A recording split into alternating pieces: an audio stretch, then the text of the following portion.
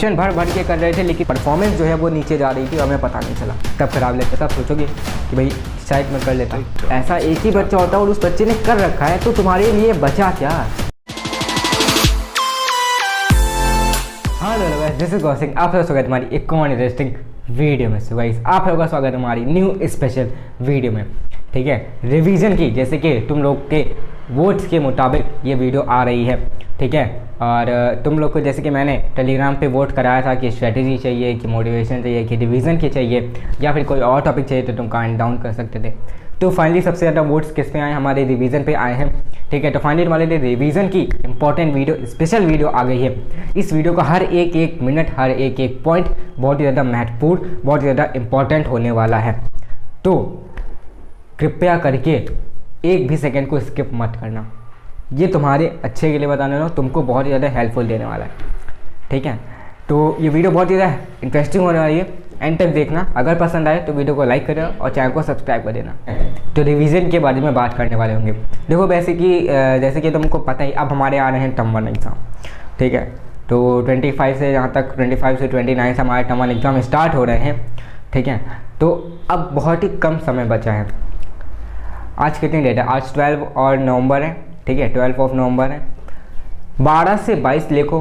ठीक है, देखो 12 से 22 देखो, और तुम्हारा 29 तक उधर एक हफ्ता और जोड़ लो, 27 तक। ठीक है, 22 और 7 29 हो गया। तो एकदम करेक्ट हमारे पास कितना बच रहा है? 17 डेज बच रहे हैं। इसमें तुम 2 हफ्ते निकाल सकते हो, 14 दिन हो गए। बाकी 3 डेज एक्स्ट्रा, पहला पेपर है उसके लिए कुछ समय लगाओगे, तो वो 3 डेज तुम उसको हटा दो। तुम्हारे पास कुल मिला के अगर हम एग्जैक्ट देखें तो तुम्हारे पास सिर्फ और सिर्फ 2 वीक्स हैं। अब यहाँ पे कुछ क्वेश्चंस आ रहे हैं। ठीक है, दिमाग में क्वेश्चंस आ रहे हैं जो हमें बहुत ज़्यादा परेशान कर रहे हैं और जो हमको भटका रहे हैं इस चीज़ से। हमारे एग्ज़ाम में 40 में 40 आने से भटका रहे हैं। पहली चीज़ तो ये मानते हैं कि क्या ये पॉसिबल है कि हम 2 हफ्ते में, या ये पॉसिबल है कि हम 40 में 40 ला सकते हैं? बिल्कुल ला सकते हैं। अच्छा, 40 में 40 ला रहा होगा। ठीक है, अब वो कैसे ला रहा होगा उसी के ऊपर मैंने वीडियो बनाई है। पूरे देखोगे तो समझोगे। ठीक है, पहली बात तो ये, अगर हमारा सिलेबस इनकम्प्लीट है, डर बहुत लग रहा है। ठीक है, पहली बात तो ये है कि सिलेबस जो है वो है हमारा इनकम्प्लीट। अभी भी हमने पढ़ा नहीं है, कुछ समझ नहीं आ रहा। दूसरा, में डर लग रहा है बहुत, क्या होगा अगर ऐसा हुआ तो ऐसा होगा, ऐसा हुआ तो ऐसा होगा। डर किस चीज़ का भैया? हमारे एग्ज़ाम अच्छा नहीं है, हमारे पेरेंट्स क्या बोलेंगे, हमारे भाई बहन क्या बोलेंगे, मेरे फ्रेंड का अच्छा चला गया तो उससे मेरी दोस्ती हो जाएगी, उसका क्या होगा, उसका क्या होगा। बहुत ही सारे थॉट्स आते हैं। पहला हो गया सिलेबस इनकम्प्लीट, वो तो मेजॉरिटी रहता है। एग्ज़ाम आ जाता है, हम एग्ज़ाम के 1 दिन पहले, 2 दिन पहले तब जाके सिलेबस खोलते कि भाई कुछ तो ऐसे होते हैं जिनको सिलेबस भी नहीं पता होता कि भाई ये वाला चैप्टर आ रहा है कि नहीं आ रहा। 2 दिन पहले पता चल रहा होगा एग्ज़ाम के। ठीक है, फिर हम समझते और फिर हम रात भर पूरा चिट्ठते हैं और फिर एग्ज़ाम देखे आते। अब तुम सोचो, जिस बंदे को 2 दिन पहले सिलेबस पता चला हो या 1 दिन पहले सिलेबस पता चला हो। ठीक है, 1 दिन तो चला गया उसको सिलेबस पता लगाने में, उसको थोड़ा बनाने में, क्या भाई ये आ रहा। तुम्हारे पास बचा 1 ही दिन। 1 दिन में तुम कितना चट लोगे? 1 चैप्टर चटोगे, 3 चैप्टर चटोगे, 4 चैप्टर चटोगे, कितना चट लोगे? 1 दिन में इतना ढेर सारा करना नामुमकिन है। ठीक है, अगर तुम बहुत ज़्यादा सेल्फ ओरिएंटेड, सेल्फ डिसिप्लिन हो तो तुम 12 घंटे में पूरी की पूरी बुक चार जाओगे, तुमको कोई नहीं रोक सकता। लेकिन ऐसा कौन होता है? टॉपर ही होता है। टॉपर तो कर रखा है भाई, ऐसा एक ही बच्चा होता है और उस बच्चे ने कर रखा है। तो तुम्हारे लिए बचा क्या?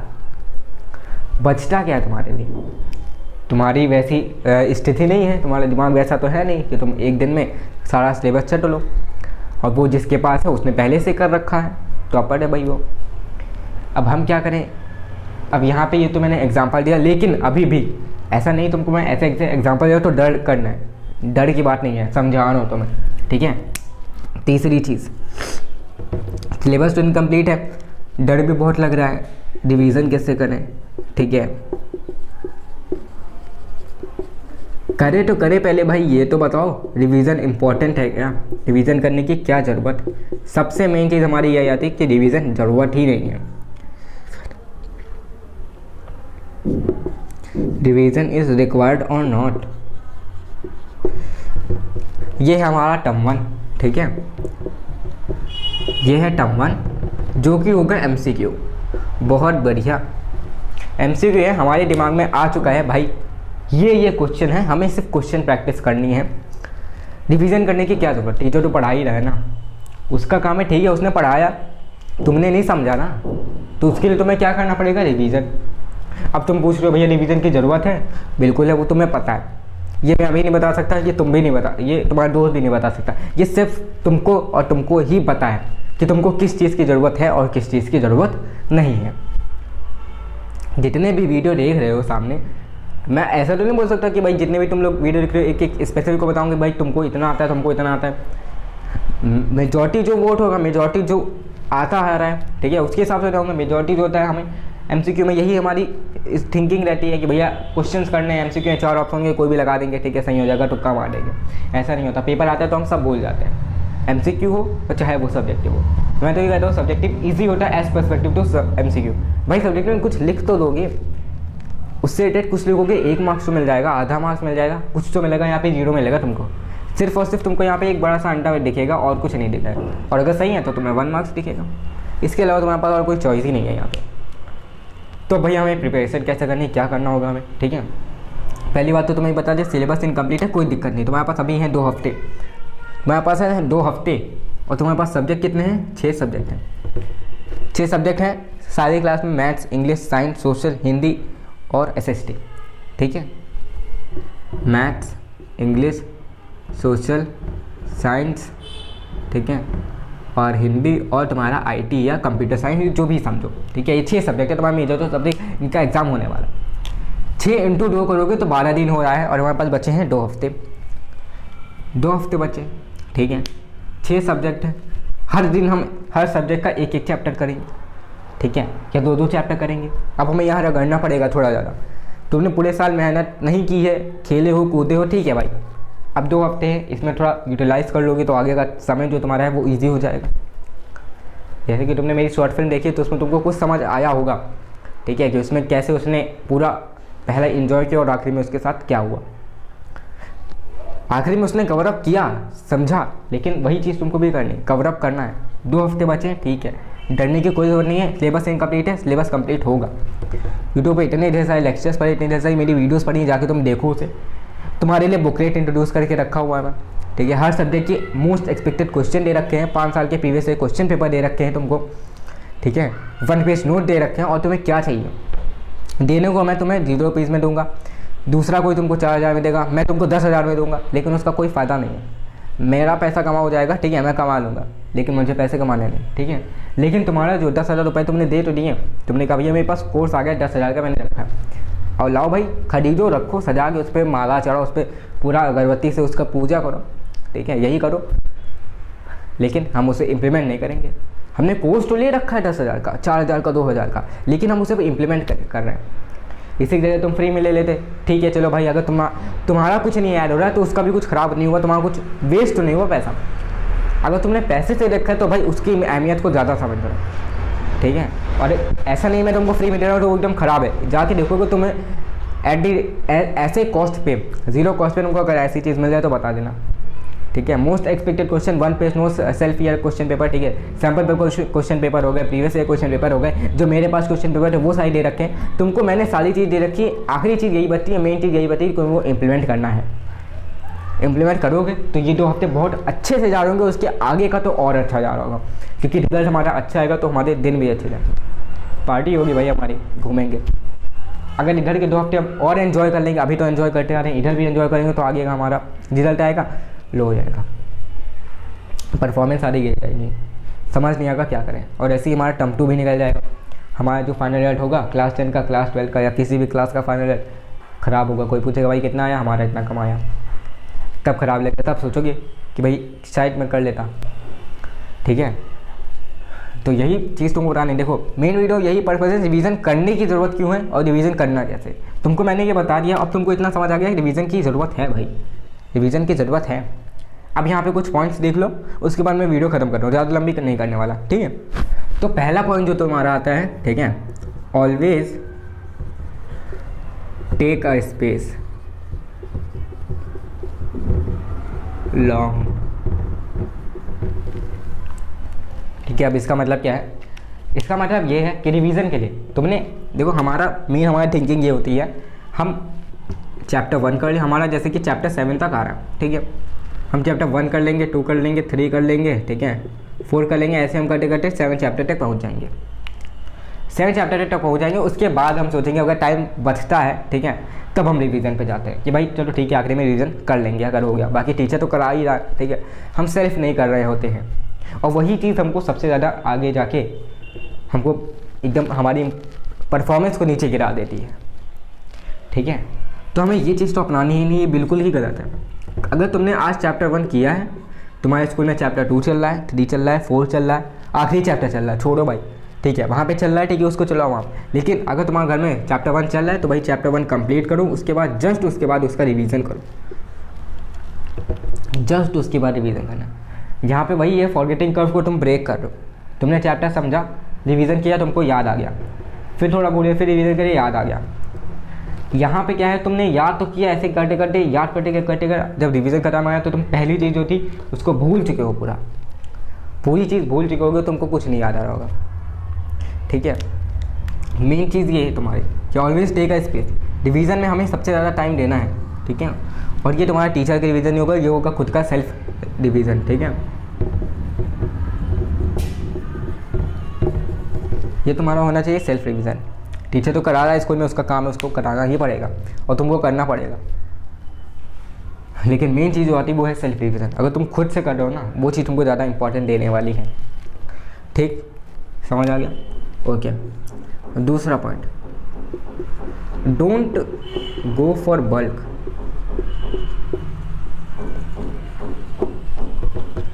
Don't go for bulk. हम क्या होता है कि ऐसा टाइम एकदम आखिरी टाइम आ गया है, ठीक है, हमारे साथ क्या होता है कि भाई रिवीजन करने के लिए चलो हम बहुत ही एक तो एकदम आखिरी में हम आके सोचते हैं कि रिवीजन अब करना ही पड़ेगा, ठीक है, सिलेबस कंप्लीट है, नहीं कंप्लीट है, तुमको अब रिवीजन करना है। अब तुम्हारा वो टाइम नहीं है कि तुम हर एक चैप्टर के पेज को रट रहे होगे, उस चैप्टर को समझ रहे होगे, रटोगे, समझोगे और फिर एग्जाम में 40 में 40 ला रहे होगे क्योंकि तुमने भाई पहले से कर रखे हैं। ये नहीं होने वाला और इससे घंटा तुम्हारा मार्क्स नहीं आने वाला। आएगा कैसे? Don't go for bulk. हमारा एक फ्रेंड है, उसने कहा भाई ये एक्स बुक जो है इसको पढ़ ले। दूसरा फ्रेंड है, उसने कहा भाई वाई बुक जो है इसको पढ़ ले। तीसरा फ्रेंड है, वो कह रहा है भाई एक्स या वाई छोड़ एनसीईआरटी पढ़ ले, ठीक है। चौथा कह रहा है एनसीईआरटी छोड़, जो मैं बता रहा हूँ ये बहुत सालों से चलती आ रही है, उसको पढ़ ले। हमारे पास यहाँ पे बहुत ढेर सारा बल्क आ रखा है, ठीक है।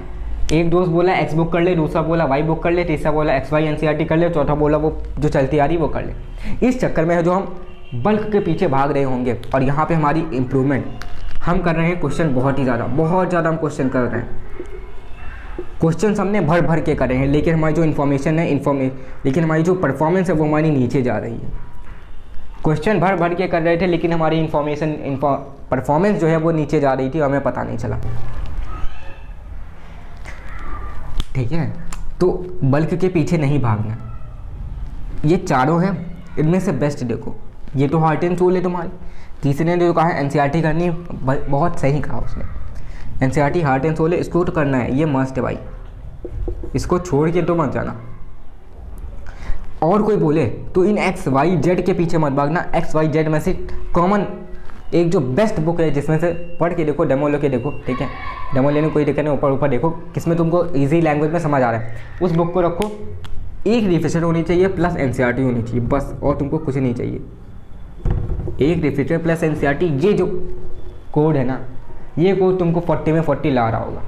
ये कोड तुमको इतना ज़्यादा हेल्प करेगा, तुम 40 में 40 ला रहे होगे, कोई चीज़ भूल नहीं सकते, ठीक है। तो एक रिविजन होनी चाहिए और एनसीईआरटी तो मस्ट। एनसीईआरटी पहले कंप्लीट करनी है, एनसीईआरटी के बाद आगे के पीछे हम बढ़ेंगे।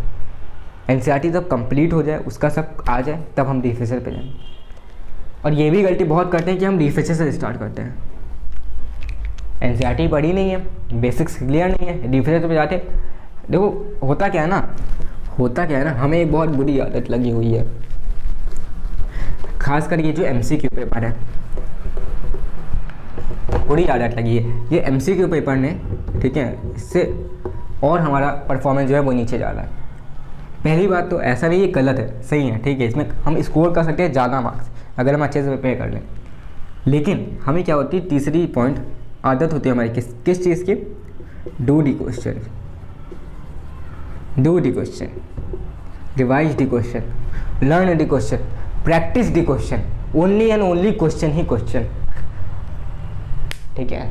तो इसके पीछे तो बिल्कुल मत भागना, ये बहुत ही गलत है। स्टार्टिंग में ऑलवेज इन स्टार्ट, ठीक है, always in starting don't go for question.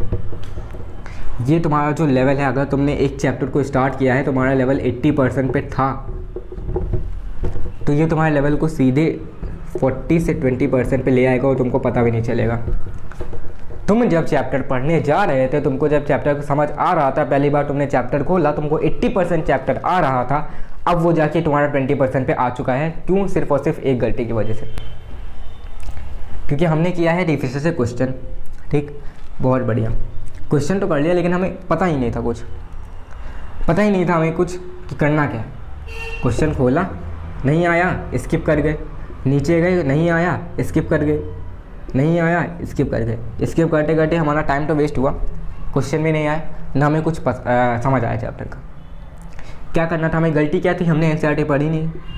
NCERT कह रही है तुम्हें कहीं से बेसिक चीज़ उस चैप्टर की नहीं पता चली, ठीक है, बेसिक्स हमारे क्लियर नहीं थे, इसी वजह से हमें ये प्रॉब्लम आई। Always in start go for NCERT और basic, don't go for questions. ये बहुत ही इंपॉर्टेंट पॉइंट है, ठीक। हमेशा रिवीजन के समय एनसीईआरटी और बेसिक को क्लियर कर लेना, ठीक। फिर तुम्हारी जो चौथी चीज़ आती है, ठीक है, कि भाई चलो हमने ये तो समझ लिया, अब जब तुमने क्वेश्चन कर लिया, एनसीईआरटी पढ़ ली, अब जाओ do the question, do the question, sorry, ठीक। कैसे करना भाई, कौन से करने, हार्ड वन,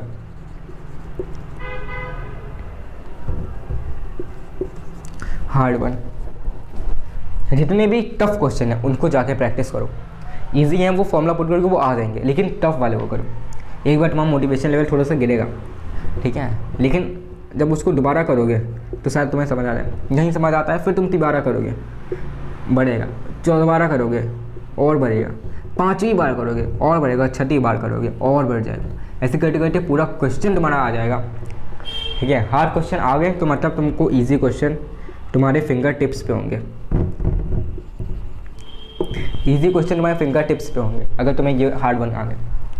एनसीईआरटी पढ़ो, बेसिक करो, उसके बाद सीधे जाओ हार्ड क्वेश्चन पे, हार्ड वाले पहले करो, ठीक है। इससे भले तुम्हारा मोटिवेशन लेवल थोड़ा गिर जाएगा स्टार्टिंग में, लेकिन दोबारा करोगे बढ़ेगा, दोबारा करोगे नहीं आएगा, फिर से बढ़ेगा, फिर करोगे, कहोगे अब तो करना ही करना है भाई, इसको करके ही छोड़ूंगा।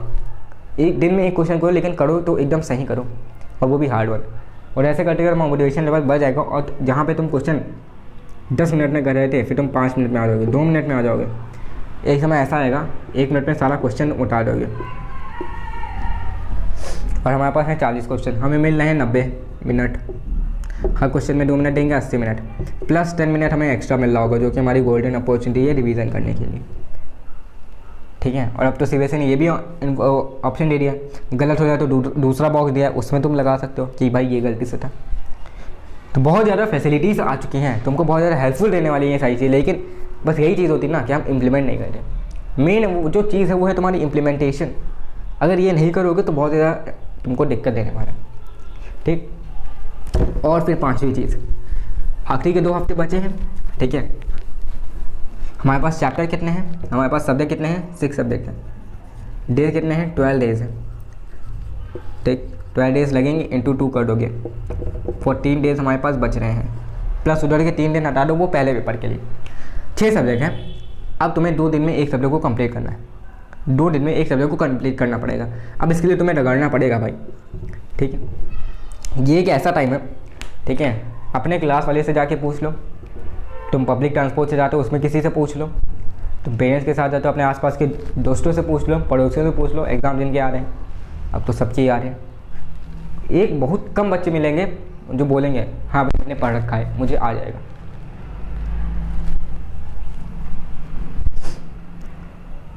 ऐसे बहुत कम बच्चे मिलेंगे, 1% बच्चे तुमको मिलेंगे जो कहेंगे हाँ भाई मुझे आता है, मैं पढ़ रहा हूँ। बाकी सब बोलेंगे भाई मैं नहीं पढ़ रहा हूँ। और ये टाइम ऐसा है कि जो बोल रहा है मैं नहीं पढ़ रहा हूँ वही सबसे ज़्यादा रगड़ रहा होगा, और तुम उसके पीछे कितना पीछे जा रहे होगे वो तुमको पता नहीं चलने वाला होगा। तुम सोच रहे हो कि भाई वो नहीं पढ़ रहा है, ठीक है, तो हम भी नहीं पढ़ेंगे, उसके भरोसे जाएंगे। तुम सोचो भाई मेरा दोस्त पढ़ा है, हम उसके भरोसे जाएंगे, वो मेरी मदद करेगा। ऐसे टाइम पे वो एकदम से घूम जाता है और तुम्हारी मदद नहीं करता और तुम्हारा मार्क्स हो जाता है, गिर जाता है नीचे, ठीक है। तो ये एक ऐसा टाइम है जहाँ पे सब के सब डगर रहे हैं और तुम पीछे हो, और पीछे तुम्हें होने नहीं दूंगा मैं। तुम्हें करना है और ये प्रैक्टिस करनी है, तुम्हें ये गारंटी है, ठीक है। और ये तुम्हें करनी ही पड़ेगी अगर तुम्हें आगे कुछ करना है। अगर आगे अपने टॉपर से या किसी से भी गोल, अगर एक कॉम्पिटिटर है उससे आगे बढ़ना है तो बढ़ के रहोगे तुम। और ये सबका कॉम्पिटिटर होता है, ऐसा नहीं है कि मेरा नहीं है तुम्हारा नहीं है, सबका कॉम्पिटिटर है। और ये हमें पता है कौन है और हमें कैसे आगे जाना है। मेन चीज़ है इम्प्लीमेंटेशन। अगर तुम उसको इम्प्लीमेंट नहीं करोगे तो वो नहीं होगी, ठीक है। तो यहाँ पे 12 दिन में हमें पर सब्जेक्ट हमें 2 दिन में करना है। पर सब्जेक्ट 2 डेज, 2 दिन में एक सब्जेक्ट को कंप्लीट कर देना है। 12 दिन में हमारा पूरा सिलेबस हो रहा होगा, 12 दिन में पूरा सिलेबस हो रहा होगा। अब करना क्या है, तुम 1 शॉट वीडियोस देखो। अब ऐसा टाइम नहीं है कि तुम पूरा चैप्टर देखोगे, बेवकूफ़ी वाली बात कर रहे हो तुमको, ठीक है। 1 शॉट वीडियोस देखनी है, 1 पेज नोट देखनी है, NCERT एग्जाम्पलर देख लेना और NCERT एक्सरसाइजेस देख लेना, ठीक है। प्लस टीचर्स नोट्स, बहुत इंपॉर्टेंट है, स्टार मार्क लगा रहा हूँ। क्यों लगा रहा हूँ? टीचर्स नोट, टीचर जो बताता है वो तो बिल्कुल ही आता है, ठीक है। टीचर अगर बता रहा है, और ये देखो मेन चीज़ होती है रिवीजन के टाइम। अगर तुम्हारा एग्ज़ाम आ रहा है तो प्लीज़ तुमसे गुजारिश है कि अगर तुम्हारा एग्ज़ाम 30 को है तो प्लीज़ 28 और 29 को एब्सेंट मत होना। ये डेट्स तुमको इतना ज़्यादा इंपॉर्टेंट नहीं है, गोल्डन अपॉर्चुनिटी तुमको दे रही होंगी ये 2 डेट्स, जो कि जिसमें तुम 40 में 40 ला सकते हो। तुम अगर ये पूरा भी नहीं करोगे ना तब भी तुम ला रहे होगे इन 2 डेज़ में। ये 2 डेट तुमको बहुत ज़्यादा इंपॉर्टेंट गोल्डन अपॉर्चुनिटी देती है। तो ये गुजारिश है प्लीज़ आखिरी के 2 दिन में, अगर तुम्हारा 30 को पेपर है तो 28 और 29 को एब्सेंट मत होना, बिल्कुल भी नहीं होना। ये तुमको गोल्डन अपॉर्चुनिटी है, खास कर क्लास 10 और 12 के लिए बोल रहा हूँ, क्योंकि टीचर जो बता रहा है ना बहुत ही इंपॉर्टेंट है, वो आता है एकदम सेम टू सेम क्वेश्चन आ जाता है। तो प्लीज़ इस दिन तो एब्सेंट मत ही होना, ठीक। और बाकी मैंने तुम्हें बताया क्या क्या चीज़ें तुमको अप्लाई करनी है। ये सारी चीज़ें तुमको कहाँ पे मिल रही होंगी, हमारे बुकलेट में मिल रही होंगी क्लास 10 वालों के लिए, ठीक है। क्लास 10 वाले अगर देख लें तो उनको बुकलेट में ये सारी मिल रही होंगी। बाकी अगर क्लास 10 के हैं, 9 के हैं, क्लास 9 के हैं, 8 के हैं, 7 के हैं, 12 के हैं, 11 के हैं, तो वो ये चीज़ दे सकते हैं। 1 शॉट वीडियोस यूट्यूब पे बहुत ही सही पड़ी हैं। 1 पेज नोट वो गूगल पे मिल जाएगा। NCERT एग्जाम्पलर PDF NCERT ने अपलोड कर रखी है। NCERT एक्सरसाइजेस का सोल्यूशन भी NCERT ने अपलोड कर रखा है। टीचर नोट्स मतलब वो तो आपके टीचर ही देंगे, ठीक है। तो ये सारी चीज़ें हैं और ये इंपॉर्टेंट चीज़ें हैं जो कि तुमको रिवीजन करनी है, ठीक है। तो आखिर में बस यही कहना चाहूँगा कि अगर ये वीडियो पसंद आई हो, कुछ अच्छा सीखा हो, तो प्लीज़ इस वीडियो को लाइक करें, अपने भाई के चैनल को सब्सक्राइब कर देना, ठीक है। और बस आज के में इतना ही, और बस पढ़ना है, फोड़ना है और कहर मचा देनी है, ठीक है। और रिवीजन करना है और रिवीजन करना है। इंपॉर्टेंट चीज़ फिर से बोल रहा हूँ, revision is most important than doing a work, ठीक है। आज की वीडियो में इतना ही, ठीक है। मिलते हैं अपने किसी नेक्स्ट वीडियो में, तब तक के लिए जय भारत, जय हिंद, बाय।